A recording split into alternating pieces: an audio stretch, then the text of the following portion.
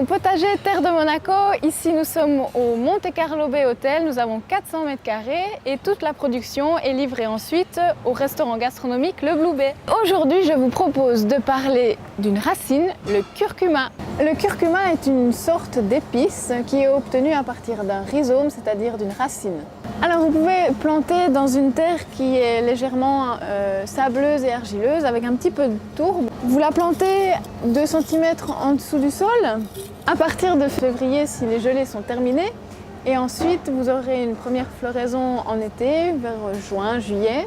Et la récolte se fera en fin de saison, plutôt vers septembre. C'est une plante vivace que vous retrouverez d'année en année. Et voici quelques belles racines. On va nettoyer notre racine.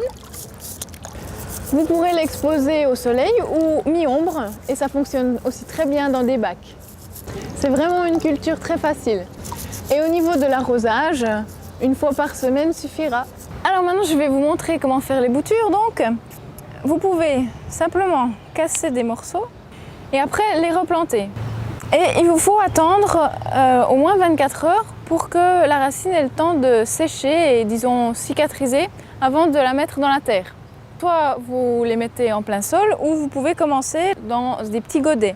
Alors on creuse 1-2 cm et on insère la racine et voilà, on recouvre et c'est terminé.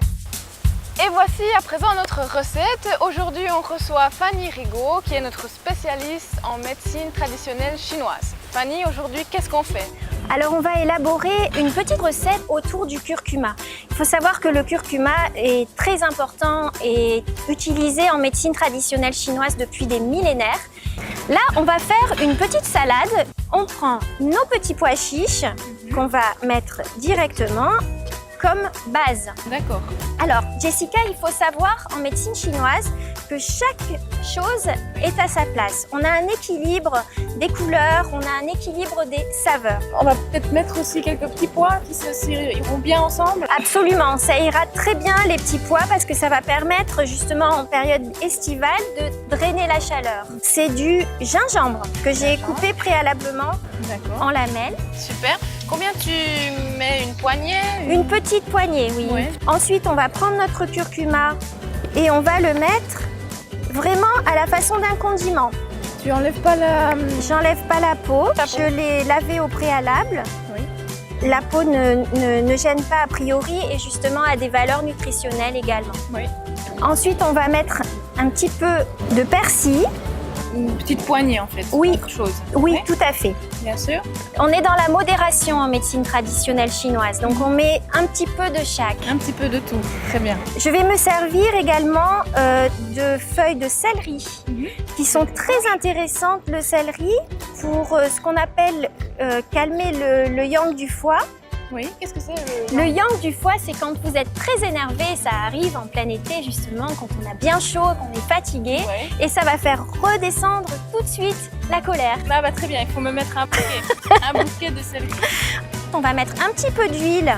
L'huile est très importante, Jessica, parce que la curcumine qui est présente dans le curcuma, pour être assimilée par le corps, va avoir besoin d'huile, de matière grasse et de piperine, c'est-à-dire de poivre. Là, j'ai choisi du poivre du Cambodge. Est-ce que compote, l'huile est importante, mais quel genre d'huile? Alors moi, je recommande l'huile d'olive, mais ça peut être de l'huile de coco également, comme on utilise beaucoup en Asie. Oui. Ensuite, je rajoute un petit peu d'huile de soja et là, du vinaigre de riz. Est-ce qu'on peut rajouter quelque chose encore pour accompagner? Il nous manque une couleur. Ah oui? Il nous manque la couleur rouge qui va aller vers le cœur. Très bien. D'accord? Pour mon surtout en été. Pour aller nourrir le cœur, c'est la saveur amère qui se trouve justement dans cette jolie fleur, la fleur de fève, et qui est rouge. Alors habituellement, les fleurs de fèves sont blanches et noires, mais là on a une variété ancienne, du coup elles sont fuchsia. Un petit peu d'amer aussi. On peut rajouter ces magnifiques feuilles de pourprier avec la couleur blanche qui va aller nourrir le gros intestin et le poumon. Parfait. Bon. Et on est bon pour la dégustation. Et voilà, notre petite salade. Et j'espère que vous saurez bien cultiver le curcuma et comme ça vous pourrez faire de magnifiques recettes avec.